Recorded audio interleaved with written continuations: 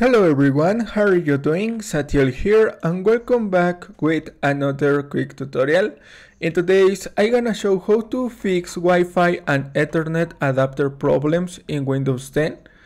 The first step is open the start menu and type CMD for browse CMD. Right click in the command prompt and select run as administrator.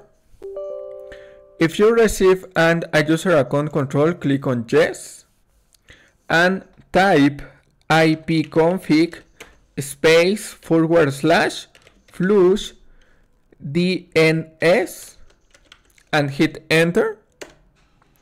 Windows IP configuration successfully flushed the DNS resolver cache, and type the new command netsh space winsock space reset and hit enter.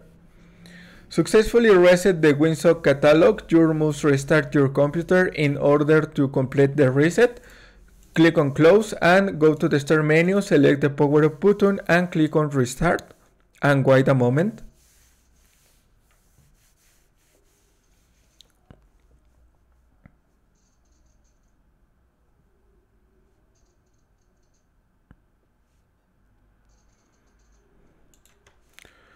Login in your desktop.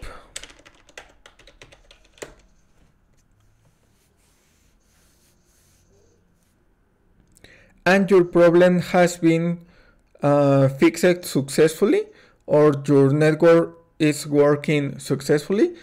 Thanks for watching.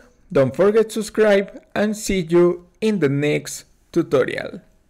Goodbye.